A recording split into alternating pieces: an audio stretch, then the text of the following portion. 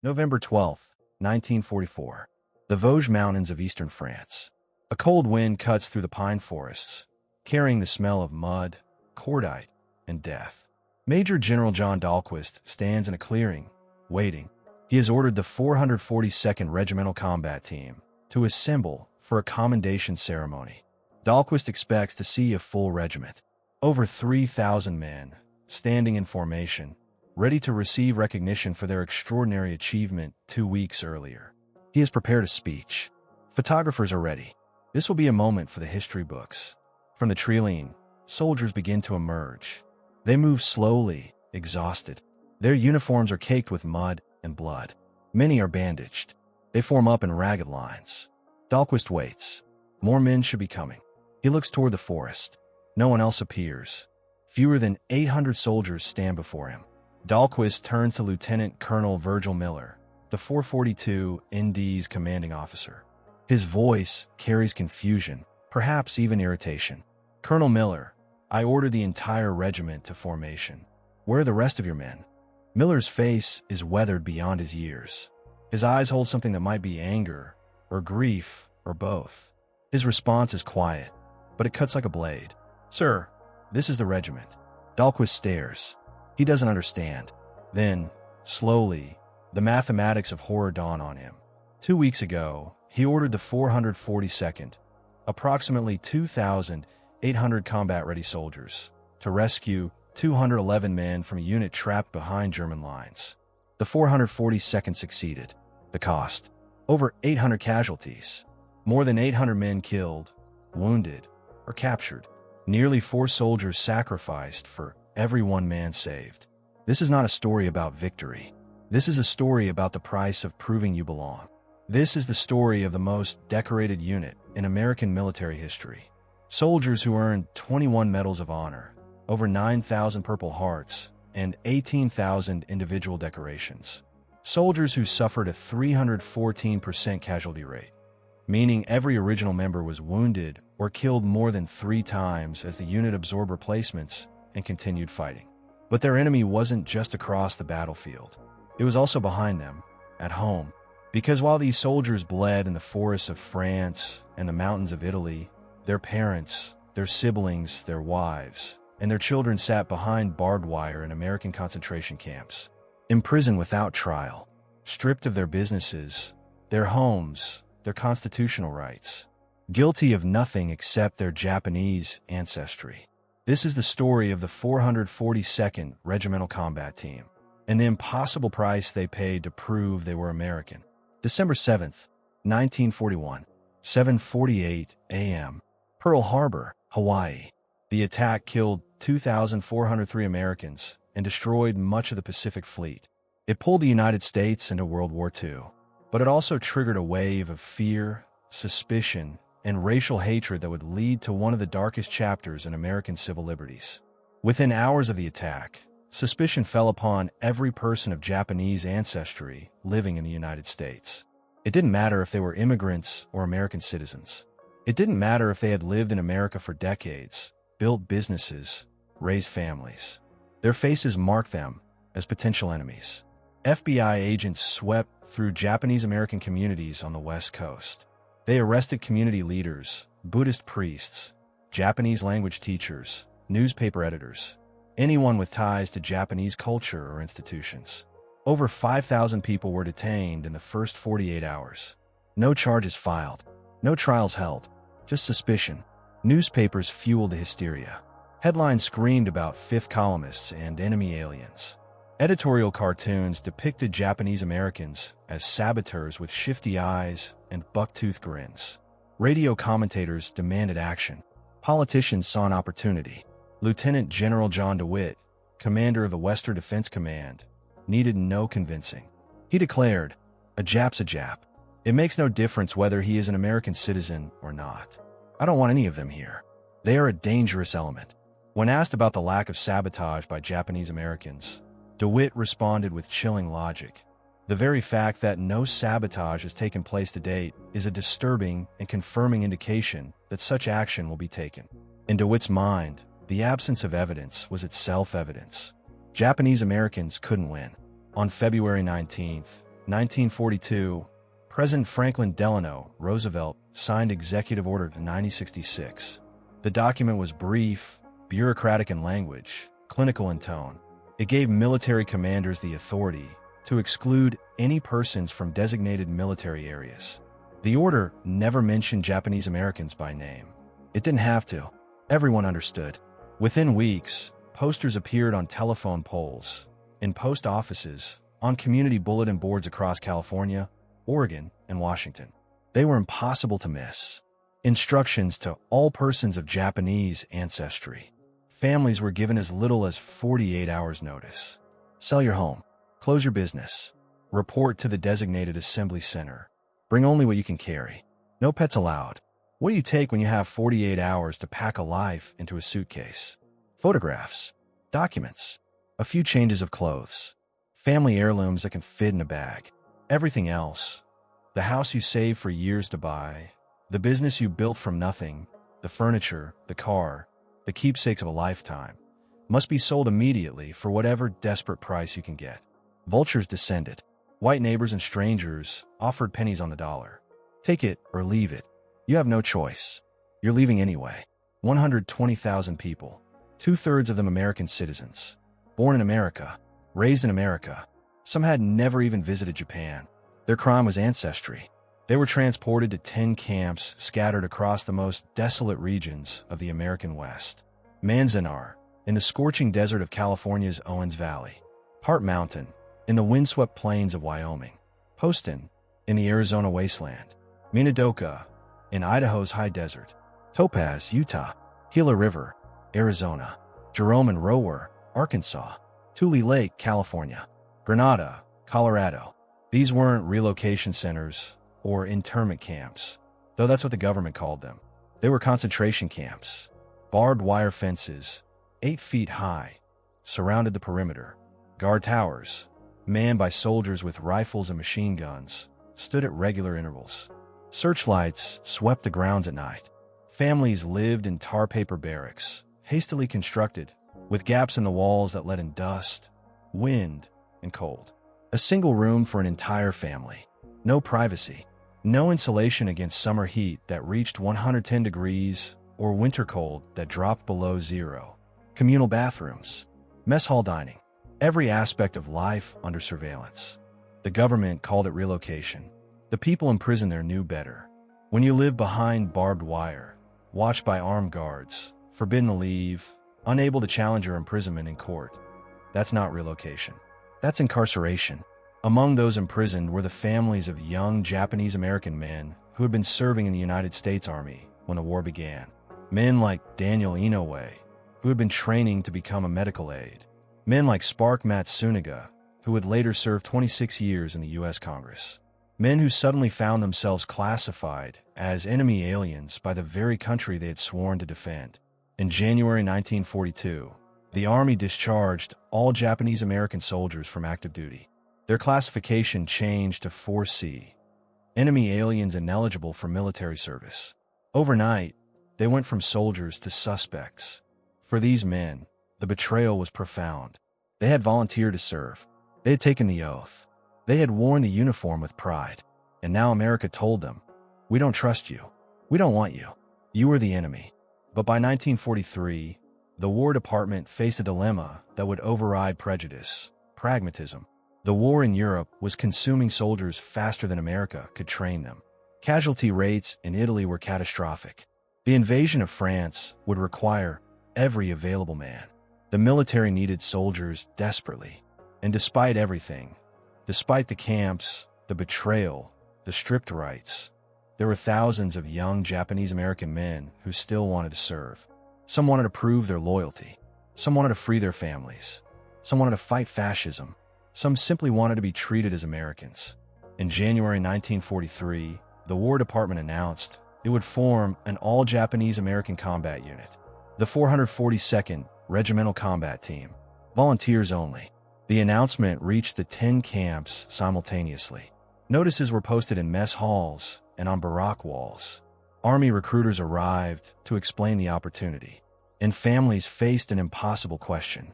Would you volunteer to fight for a country that has imprisoned your family? The responses split communities and families. In Hawaii, where martial law had been declared but mass internment had not occurred, the response was overwhelming. Over 10,000 men volunteered. The army needed 1,500. They had to turn away thousands of eager recruits. 4 Hawaiian Japanese Americans, who had grown up with more freedom and less overt discrimination. Volunteering was a straightforward act of patriotism. But in the mainland camps, the question was infinitely more bitter. Some men refused outright. They became known as no-no boys, named for their answers to 2 questions on the loyalty questionnaire all internees were forced to complete. Question 27. Are you willing to serve in the armed forces of the United States on combat duty, wherever ordered? Question 28. Will you swear unqualified allegiance to the United States of America and faithfully defend the United States from any or all attack by foreign or domestic forces, and forswear any form of allegiance or obedience to the Japanese emperor or any other foreign government, power, or organization? The no-no boys answered no to both. Their reasoning was principled. Why should we fight for freedom abroad while our families are denied freedom at home? Why should we swear allegiance to a country that has imprisoned us without trial? If America wants our loyalty, America should restore our rights first. These men were branded as disloyal, segregated to Tule Lake Camp, and faced hostility from both white Americans and other Japanese Americans who disagreed with their stance. Some were prosecuted. Some were deported after the war to Japan, a country many had never seen. But others made a different calculation. They reasoned, perhaps if we prove our loyalty in blood, America will recognize us as true citizens. Perhaps if we fight bravely enough, if we suffer enough, if we die in sufficient numbers for the American flag, they will finally see us as Americans and free our families. Perhaps courage can purchase citizenship. Perhaps sacrifice can buy belonging. It was a devil's bargain, and they knew it. But some believed it was the only path forward. Rudy Tokiwa, who would survive some of the 442nd's bloodiest battles, later explained, I was angry. Damn right I was angry. But I figured the only way to fight the injustice was to prove them wrong. So I volunteered. Thousands made that choice. From behind barbed wire, they signed up to fight. Their parents wept, pride mixed with terror. Their younger siblings looked up to them as heroes. And armed guards processed their paperwork and escorted them out of the camps to train for war. The 442nd's motto became Go for Broke, a Hawaiian gambling term meaning to risk everything on a single bet. To wager your entire stake on one hand. That's exactly what they did. They bet their lives that America's promises meant something. They wagered everything on the hope that sacrifice would earn recognition. The odds were never in their favor. The 442nd Regimental Combat Team began training at Camp Shelby, Mississippi in April 1943. Over 4,000 soldiers. The unit combined mainland volunteers from the camps, disparagingly called kotonks by the Hawaiians, supposedly for the sound their heads made when punched, with Hawaiian volunteers called Buddha heads. Initially, there was serious tension. The cultural gap was enormous. Hawaiian soldiers had grown up with relative freedom. They had attended integrated schools, worked alongside people of all races, lived without the constant weight of discrimination. Many spoke Pidgin English. They were boisterous, confident, quick to laugh, and quick to fight. They thought the mainland soldiers were too serious, too angry, too stiff. Mainland soldiers resented the Hawaiians' ignorance about internment. How dare these Buddha heads joke and laugh when our families are behind barbed wire? How can they not understand what we're fighting for? The mainlanders were quieter, more reserved, carrying a weight the Hawaiians couldn't see. Fistfights broke out regularly. The military police had to intervene repeatedly. Officers worried the unit would tear itself apart before ever seeing combat. Then something changed. Hawaiian soldiers were given leave to visit the mainland. Some visited the camps. They saw the barbed wire, the guard towers, the armed sentries, the tar paper barracks where entire families lived in single rooms. They saw children playing in the dust, elderly people sitting on steps with nowhere to go, mothers hanging laundry under the gaze of machine guns. They saw their fellow soldiers' families living as prisoners. When the Hawaiian soldiers returned to Camp Shelby, the fight stopped. The Buddha heads understood now. The anger made sense. The quiet intensity made sense. They were fighting for different reasons: Hawaiians for patriotism and pride, mainlanders for family and vindication. But they were fighting together. The unit began to coalesce. Mainland soldiers taught Hawaiians about discipline and focus. Hawaiians taught mainlanders about joy and brotherhood. They became, in the way of soldiers everywhere, a family forged by shared purpose and mutual. In May 1944, the 442nd shipped out to Europe. Destination: Italy. Mission: join the Fifth Army's push northward through the Italian peninsula. None of them knew yet what awaited them. None of them could imagine the cost they would pay, but they were ready to go for broke. The 442nd landed in Italy in June 1944 and immediately joined the brutal campaign to break through German defensive positions north of Rome. Their first major engagement came at Belmont, near the town of Severito. Belmont was a strategic hill fortified by German forces. Stone farmhouses converted into bunkers. Machine gun nests covering every approach. Artillery pre-sighted on the slopes. The Germans had spent weeks preparing their defenses. The 442nd was ordered to take it. They attacked on June 26, 1944. The assault was frontal, uphill, against entrenched positions, the kind of attack that produces horrific casualties. The 442nd advanced through withering machine gun fire. Mortar shells exploded among them. German artillery turned the hillside into a killing field, but they kept advancing. When men fell, others stepped over them and continued. When officers were hit, sergeants took command. When sergeants fell, corporals led. The 442nd didn't retreat. They took Belmont in 24 hours. The German defenders, stunned by the ferocity of the assault, withdrew. But the victory came at a terrible price. Over 1,000 casualties in the 442nd's first month of combat. Company commanders sat in muddy foxholes writing letters home. Dear Mr. and Mrs. Tanaka, it is my painful duty to inform you that your son, Private James Tanaka, was killed in action on June 27th. He fought bravely and died with honor. These letters traveled by military post to addresses like Block 14, Barak 7, Minidoka War Relocation Center, Idaho. They arrived at camp post offices. Guards inspected them. Censors read them. Then they were delivered to barracks where families lived behind barbed wire. Parents received word that their sons had died fighting for America, while armed American soldiers watched them through fences. The 442nd pushed forward, through the Arno River Valley, town after town, Orsagna, Luciana, Livorno. Each advance measured in yards. Each yard paid for in blood. Their combat efficiency earned grudging respect from other Allied units. But it also earned them a reputation that would prove dangerous. The unit that could be relied upon for the impossible missions. The unit that didn't quit. The unit that suffered terrible casualties but always accomplished the objective. In August 1944, the 442nd was pulled from the Italian front and transferred to France. The Vosges Mountains, a place that would define their legacy and nearly destroy them. The Vosges Mountains in eastern France form a rugged range of steep, forested ridges and narrow valleys near the German border. In October 1944, they were held by battle-hardened German forces who had spent months fortifying every hilltop, every crossroad, every natural defensive position. Dense forests limited visibility to a few dozen yards. Steep terrain made movement exhausting and exposed advancing troops to fire from above. The autumn weather turned cold and wet. Rain became sleet. Mud sucked at boots. Wounded men who couldn't be evacuated quickly died of exposure. The 442nd was assigned to the 36th Infantry Division, the Texas division that had been decimated at Salerno and Anzio. The 36th's commander, Major General John Dahlquist, had a reputation for aggressive tactics and high casualty rates. He pushed units hard, very hard. The 442nd's first objective, the town of Bruyères, a strategic position that controlled key roads. Intelligence estimated light resistance. Intelligence was catastrophically wrong. The battle for Bruyères began on October 15, 1944. What should have taken days stretched into a week of brutal house-to-house fighting. Germans defended from fortified positions in stone buildings. Machine guns covered every street.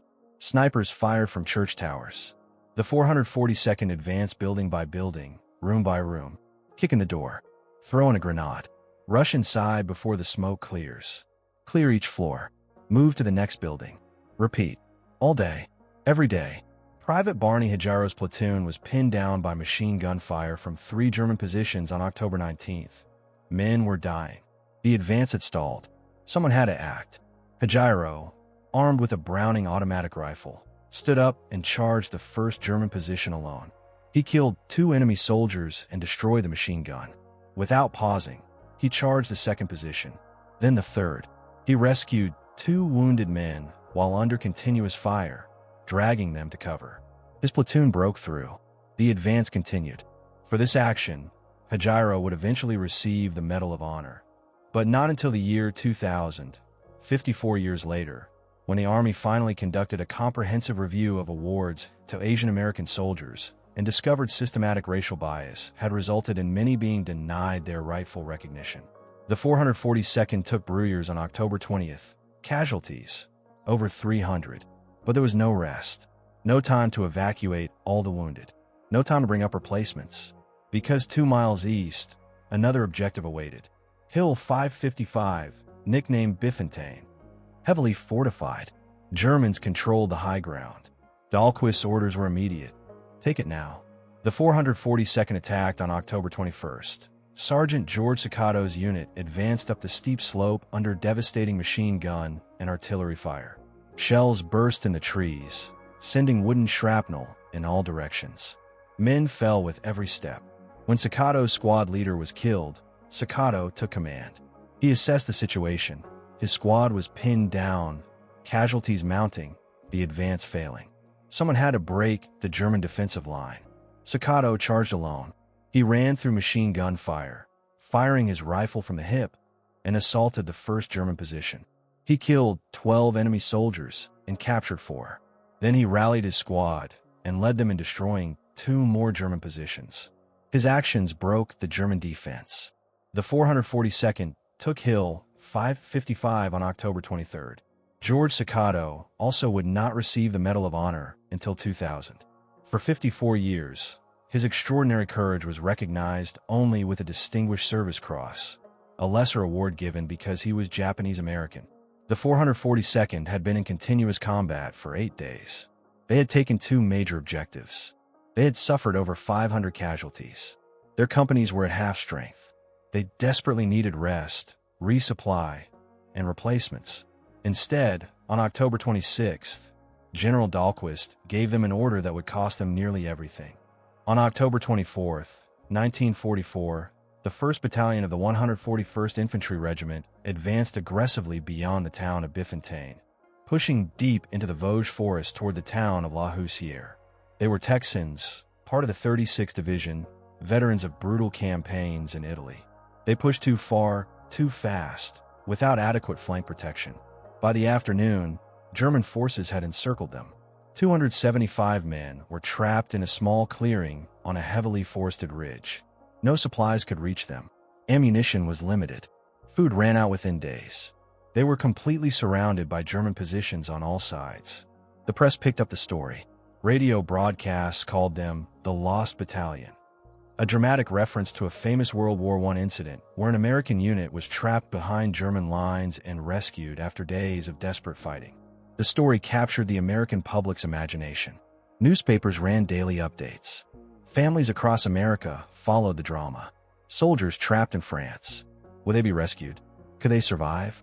For the military leadership, it became a political crisis. These men had to be rescued. Failure was not an option. Not with the press watching.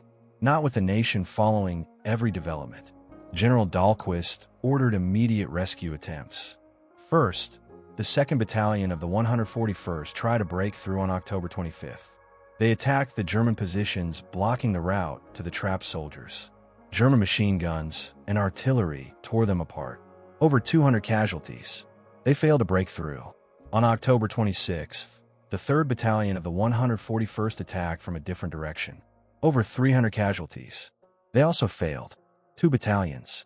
Over 500 casualties combined. The Lost Battalion remained trapped. That's when Dahlquist summoned Lieutenant Colonel Virgil Miller, commander of the 442nd's 100th Battalion. The 442nd had been in continuous combat for 11 days. They had taken Bruyères and Hill 555 at horrific cost. They had suffered over 500 casualties. Many companies were down to 40 to 50% strength. They needed rest desperately. Dahlquist's order was simple and absolute. Rescue the Lost Battalion. Whatever it takes. Miller protested. His men were exhausted. They needed replacements, rest, resupply. They had already done the impossible twice in the past week. Dahlquist was unmoved. The order stood. Get them out, Colonel. The 442nd began their advance on the morning of October 27, 1944. The distance to the Lost Battalion was less than 2 miles. Just 2 miles. But those 2 miles would become known as the Corridor of Death. The forest route to the Lost Battalion was defended by entrenched German positions at intervals of 50 to 100 yards. Machine gun nests carefully positioned to create overlapping fields of fire. Artillery pre-sighted on every approach. Mortar teams ready to rain shells on any advancing force. The forest was so dense that visibility was measured in feet, not yards. Trees grew thick, underbrush tangled. There were no clear sight lines, no room to maneuver, no way to flank the German positions. The only option was to advance directly into their fire. The 442nd attacked on a narrow front. Companies I and K led the assault, followed by other elements of the regiment. From the first moment, it was slaughter. German MG, 42 machine guns, nicknamed Hitler's Zipper for their terrifying rate of fire at 1,200 rounds per minute, cut down advancing soldiers like wheat before a scythe.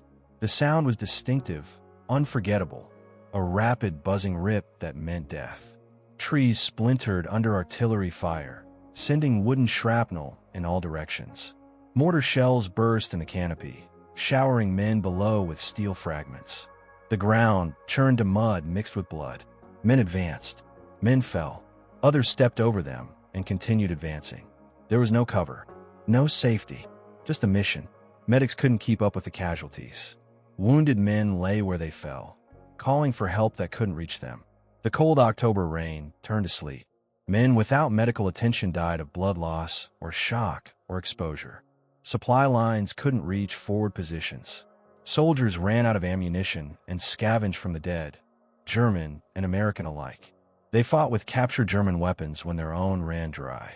On October 27th, the first day, the 442nd advanced approximately 400 yards. The cost, over 100 casualties. October 28th, another 800 yards gained, over 150 more casualties. They were still more than a mile from the Lost Battalion. At this rate, the entire regiment would be destroyed before they reached the trapped soldiers. But orders were orders. The 442nd kept advancing. Private Rudy Tokiwa later recalled, "We knew we were being sacrificed. We all knew it. The math was obvious. But we also knew that if we failed, if we showed any weakness, they'd say the Japanese couldn't be trusted to fight. They'd say we were cowards. So we kept going. We had no choice."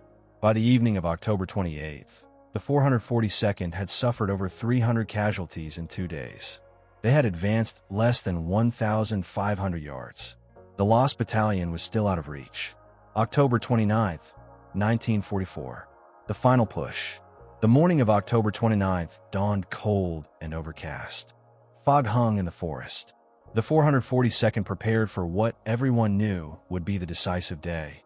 Either they would break through to the Lost Battalion, or they would be destroyed trying. Private First Class Sadao Munamori's squad was pinned down by 2 German machine gun positions early in the advance. Men huddled behind trees and fallen logs, unable to move forward or retreat. German fire swept the area continuously. Munamori assessed the situation. Someone had to silence those guns. He grabbed grenades and charged the first position alone, running through machine gun fire. He threw grenades into the German position, destroying it and killing the crew. Without pausing, he turned toward the second machine gun nest. As he approached, a German soldier threw a grenade. It landed among Munamori's squad mates, men who were behind cover, unable to see the grenade, about to die. Sadao Munamori dove on it. The explosion killed him instantly. His body absorbed the blast. The shrapnel that would have killed or wounded 6 men instead tore through him alone. 2 men lived because Sadao Munamori died. He would become the only Japanese-American soldier to receive the Medal of Honor during World War II. His family received the medal on March 13, 1946, while they were still living at Camp Rower, Arkansas, still imprisoned. His mother accepted it behind barbed wire, surrounded by armed guards. Munamori's sacrifice allowed his squad to advance. Across the line, other soldiers of the 442nd made similar choices. Not all were recognized. Not all were even recorded. But the advance continued. By early afternoon on October 29th, Companies K and I had broken through the main German defensive line. They were close now. Very close. At approximately 4 p.m., soldiers from Company K of the 442nd emerged into the clearing where the Lost Battalion had been trapped for 6 days. 211 men remained alive out of the original 275 who had been encircled. The rescue was complete. The Lost Battalion was saved. The cost to the 442nd, over 800 casualties in 3 days. More than 160 killed. Over 640 wounded. Dozens captured or missing. The mathematics were stark and undeniable. The 442nd had sacrificed more than 800 men to save 211. Nearly 4 casualties for every man rescued. That night, exhausted soldiers from the 442nd sat in muddy foxholes and shattered forests, surrounded by their dead and wounded. Some wrote letters home by flashlight. One soldier wrote to his parents at Heart Mountain Internment Camp in Wyoming, "We did what they asked. We saved them. Maybe now they'll let you come home. Maybe now they'll see we're Americans too." The letter took 2 weeks to reach Wyoming. By the time it arrived at the camp post office, it had been opened, read, censored, and stamped by camp officials. His parents read it in their tar paper barack, surrounded by barbed wire, watched by armed guards. Their son had nearly died proving his loyalty to America. They were still prisoners. November 12, 1944. 2 weeks after the Lost Battalion rescue, Major General Dahlquist ordered the 442nd Regimental Combat Team to assemble for a commendation ceremony. He had prepared a speech praising their courage and sacrifice. Photographers were ready. This would be a moment of triumph. Dahlquist expected over 3,000 soldiers. Fewer than 800 stood before him. When he asked Colonel Miller where the rest of the regiment was, Miller's response ended any illusion of glorious victory. "This is the regiment, sir." The 442nd was immediately pulled from the front lines. They desperately needed rest, medical care, replacements, and time to reorganize. But the Army's replacement system faced a unique challenge. There weren't enough Japanese-American soldiers to replace 442nd casualties. The training pipeline from the camps and Hawaii couldn't keep up with the catastrophic losses. The unit needed approximately 860 replacements per month just to maintain strength. That was the entire output of Japanese-American volunteers. There was no reserve. Private Shig Doi arrived as a replacement in December 1944. He later recalled, "I joined Company I. The company roster said 180 men. There were 40. Most of them had been wounded at least twice already. They looked at us replacements like we were ghosts, like they'd already seen us die. And they probably had." The 442nd spent the winter of 1944 to 45 refitting in southern France. New recruits arrived from the camps every week. Many joined companies where their older brothers or cousins had been killed weeks or months earlier. Some were assigned to the same squads their brothers had served in. In the camps, telegrams arrived with terrible regularity. "The Secretary of War regrets to inform you that your son, Private." These official death notifications were delivered to barbed wire addresses. Guards brought them to barracks. Families opened them knowing what they would say, but hoping they were wrong. The camp at Rower, Arkansas, lost so many sons that the community built a memorial. Behind barbed wire, families mourned their dead, and the War Department asked for more volunteers. First Lieutenant Daniel Inouye, who had been promoted after the Lost Battalion rescue, wrote in his diary, "We fight with extra fury because we know every battle is also a fight against prejudice. We have to be better. We have to suffer more. We have to die in greater numbers. Because if we fail, if we show even a moment of cowardice, every Japanese American will be blamed. The camps will remain open. Our families will remain prisoners. So we fight, and we die, and we hope it's enough." It wasn't enough. Not yet. In March 1945, the 442nd was transferred back to Italy for the final Allied offensive. The objective: break through the German Gothic Line, a formidable defensive position in the Apennine Mountains that had held for months against repeated Allied attacks. Other units had tried and failed. The terrain was mountainous, rocky, easily defended. German forces had spent months fortifying every ridge, every pass, every approach. The Gothic line was considered nearly impregnable. The 442nd was assigned the western anchor of the line, the mountains around Massa and Carrara, including the peaks of Mount Folgorito, Mount Carchio, and Mount Belvedere. These positions dominated the Po Valley. If the 442nd could take them, the entire Gothic line would collapse. The attack began on April 5, 1945. This time, the 442nd employed different tactics. Rather than frontal assaults in daylight, they used night infiltration. Small teams moved silently through German lines under cover of darkness, attacking positions from behind, creating confusion and panic. It worked. German defenders, accustomed to facing conventional attacks, found themselves under assault from unexpected directions. Positions that should have held for weeks fell in days. On April 21, 1945, 2nd Lieutenant Daniel Inouye led his platoon in an assault on a German strongpoint near Cinternzo. 3 machine-gun nests blocked the advance. Inouye's platoon was taking casualties and couldn't move forward. Inouye decided to attack the first position himself. He charged uphill through machine-gun fire, threw grenades into the bunker, and destroyed it. He moved to the second position and repeated the assault. 2 down, 1 to go. As he approached the third machine-gun nest, a German soldier fired a rifle grenade, a projectile designed to penetrate armor. It struck Inouye in the abdomen, tearing through his stomach. Most men would have collapsed. Inouye kept fighting. He pulled the pin on a grenade, preparing to throw it at the third machine-gun position. A second rifle grenade hit his right arm at the elbow, nearly severing it. The live grenade remained clenched in his right hand's fist, a hand that no longer responded to his commands because the arm was destroyed. Inouye reached across with his left hand, pried the grenade from his dead right hand's grip, and threw it at the German position with his left hand. The grenade destroyed the third machine-gun nest. Then, with his right arm nearly severed and his abdomen torn open, Inouye picked up his Thompson submachine gun and fired left-handed at German soldiers attempting to counterattack, killing several before finally collapsing for blood loss. He survived. He lost his arm. He would spend 20 months in military hospitals recovering. He would return to Hawaii and serve as a United States Senator for over 50 years. And his Medal of Honor, like so many others from the 442nd, would not be awarded until June 21, 2000, when President Bill Clinton finally corrected the historical injustice of medals denied due to racial prejudice. The 442nd broke through the Gothic line in 5 days. Operations that had stalled for months shattered under their assault. By the end of April, German forces in Italy were in full retreat.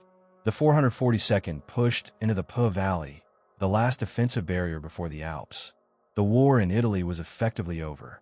On April 29, 1945, a unit of the 442nd liberated a satellite camp of Dachau near the town of Waikirchen. The soldiers who had grown up behind American barbed wire now stood at the gates of Nazi barbed wire. They saw the skeletal prisoners, the mass graves, the evidence of systematic murder. Lawson Sakai, who had been imprisoned at Rower, Arkansas, later said, "We thought we knew what concentration camps were. We were wrong. What we lived in were prisons. This was hell. This was death." The war in Europe ended on May 8, 1945. The 442nd Regimental Combat Team had served 21 months in combat. They had fought in 7 major campaigns across Italy and France, and they had paid a price no other American unit would match. The final statistics of the 442nd Regimental Combat Team are difficult to comprehend.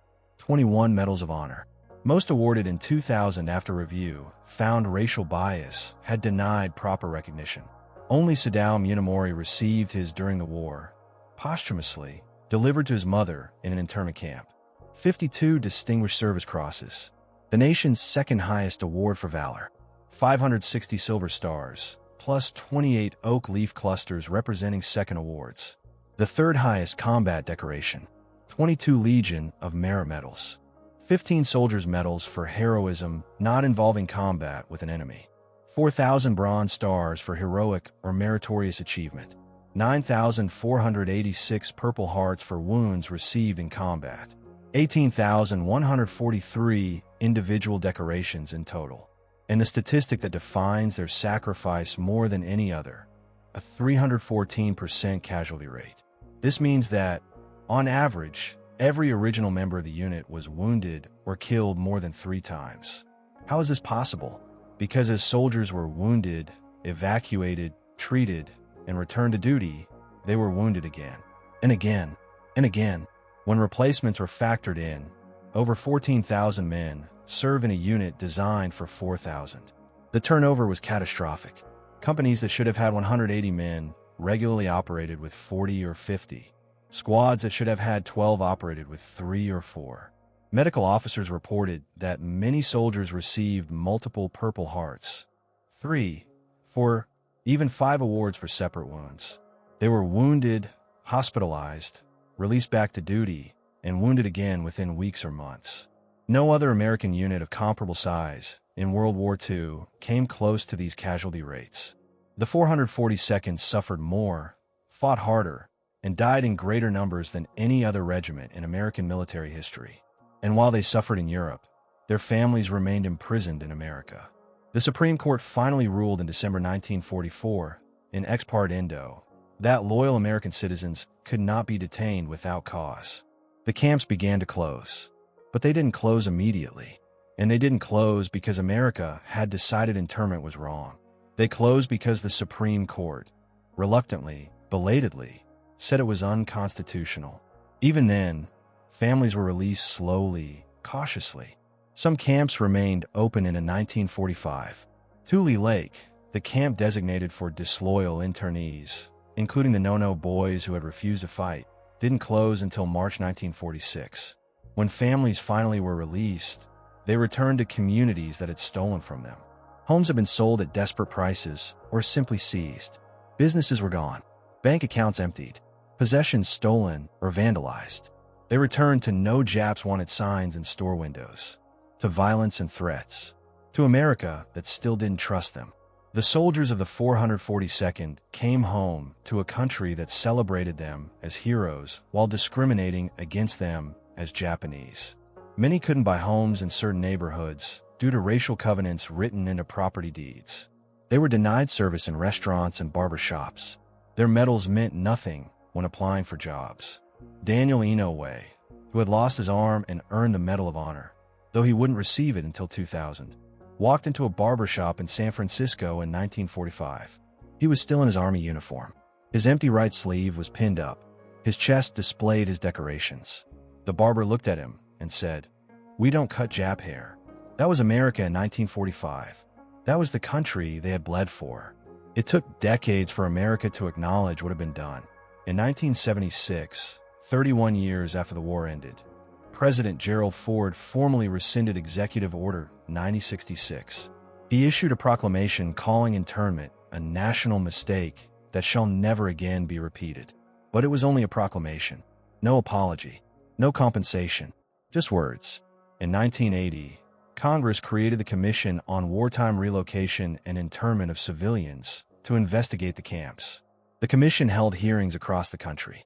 Survivors testified about their experiences, many speaking publicly for the first time about the shame and trauma they had carried for decades. In 1983, the commission issued its report, Personal Justice Denied. The conclusion was unambiguous. Internment had been based on race prejudice, war hysteria, and a failure of political leadership. Not military necessity, not national security, racism and fear. In 1988, 46 years after the camps opened, President Ronald Reagan signed the Civil Liberties Act. The legislation offered a formal government apology and reparations of $20,000 to each surviving internee. Reagan said, "Here we admit a wrong. Here we reaffirm our commitment as a nation to equal justice under the law." The payments began in 1990. Many former internees had already died, but those who survived received a check and a signed letter of apology from the president. Some cashed the checks. Others framed them, refusing the money, but keeping the apology as proof that America had finally, belatedly, acknowledged its crime. But perhaps the most significant recognition came in the year 2000. Senator Daniel Akaka of Hawaii had spent years investigating why so many Asian American soldiers from World War II had received lesser awards despite actions that clearly merited the Medal of Honor. He discovered systematic racial bias in the awards process. The evidence was overwhelming and damning. The Army conducted a comprehensive review. On June 21, 2000, President Bill Clinton presented upgraded Medals of Honor to 22 Asian American World War II veterans.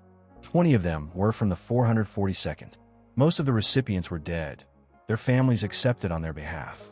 Senator Daniel Inouye, now 75 years old, with an empty right sleeve and a lifetime of service to America, finally received the Medal of Honor for actions 55 years earlier. At the ceremony, Inouye said, "This medal is not for me alone. It belongs to all the men of the 442nd, especially those who didn't come home. They deserve this honor far more than I do." In 2011, the 442nd Regimental Combat Team was collectively awarded the Congressional Gold Medal, the highest civilian honor Congress can bestow. The citation read, "In recognition of their dedicated service during World War II, which demonstrated courage and commitment to the ideals of freedom, equality, justice, and democracy for all." President Barack Obama, presenting the medal, said, "As a country, we are stronger, more prosperous, more vibrant, more secure because of their service. And yet, it took decades for our nation to fully acknowledge their sacrifice." Today, the 442nd's story is taught in schools. Monuments stand at the sites where internment camps once imprisoned families. Museums preserve letters, uniforms, weapons, and memories. Bruyères, France, the town the 442nd liberated, has never forgotten. Every year, the town holds a ceremony honoring the soldiers who freed them and died doing it. But the question remains, why did they fight? Why did Japanese American soldiers volunteer to die for a country that had imprisoned their families? Why did they suffer a 314% casualty rate? Why did they sacrifice 4 men to save 1? Why did they keep fighting when America gave them every reason to refuse? The answers are as complex as the men who fought. Some, like Rudy Tokiwa, fought out of anger, to prove America wrong, to demonstrate that loyalty wasn't determined by race. Tokiwa survived the Lost Battalion rescue and later said, "I was angry. Damn right I was angry. So I fought twice as hard. I wanted to prove they were wrong about us." Some fought for their families, believing that sacrifice might purchase freedom. "If we prove our loyalty in blood," they reasoned, "America will release our families from the camps." Several soldiers wrote letters expressing this hope. Most of those letters were censored before reaching the camps. Some fought for their fellow soldiers, the brotherhood forged in combat that transcends politics and injustice. Once you've bled alongside someone, once you've depended on them for your life, and they've depended on you, you don't abandon them. You fight for each other. Some fought because they believed in American ideals, even when America failed to live up to them. They fought for the promise of what America claimed to be, even while America denied them that promise. Daniel Inouye perhaps said it best decades later. "We weren't fighting for the America that imprisoned us. We were fighting for the America we believed in, the America that could be better. We were fighting for our children and grandchildren, so they wouldn't have to prove their loyalty through sacrifice." George Sakato, Medal of Honor recipient, said, "People ask me if I'm angry about the camps, about the years it took to get recognition. Yeah, I'm angry, but I'm also proud. We proved something that needed proving. We showed that being American isn't about what you look like. It's about what you believe and what you're willing to fight for." The 442nd went for broke. They bet everything on the promise of America. They wagered their lives, their blood, their futures on the hope that sacrifice would earn recognition and justice. The cost was catastrophic. 314% casualties, over 600 dead, 9,486 Purple Hearts, families imprisoned, communities destroyed, lives shattered. But they won the bet, not because they defeated the Germans, though they did, Not because they earned more medals than any other unit, though they did. Not because they rescued the Lost Battalion or broke the Gothic line, though they did both. They won because they proved, beyond any possible argument, beyond any remaining doubt, that loyalty is not a matter of race. That courage has no color. That American identity is defined not by ancestry, but by commitment to shared ideals. The soldiers of the 442nd paid a terrible price to teach America that lesson. They suffered and bled and died while their families lived behind barbed wire. They fought for a country that doubted them, discriminated against them, imprisoned them. And in doing so, they became more than the most decorated unit in American military history. They became proof that even in its darkest hours, even when it fails to live up to its ideals, America can inspire loyalty worth dying for. Because the promise of America, the idea that all people are created equal, that rights are inherent and not granted by government, that justice and freedom belong to everyone, that promise is powerful enough to fight for even when America itself fails to honor it. The 442nd fought for that promise. They went for broke. They bet everything, and they won. The price was paid in blood, in lives, in families imprisoned and communities destroyed. But the victory was proving that they were American, not despite their ancestry, not because they sacrificed more than anyone should have to sacrifice, but because being American has nothing to do with what you look like, and everything to do with what you believe. The 442nd Regimental Combat Team believed in America, even when America didn't believe in them. And they proved their loyalty in the only currency that America would accept: sacrifice beyond measure, courage beyond question, and blood spilled in the name of freedom they were denied. They went for broke, and they changed America forever.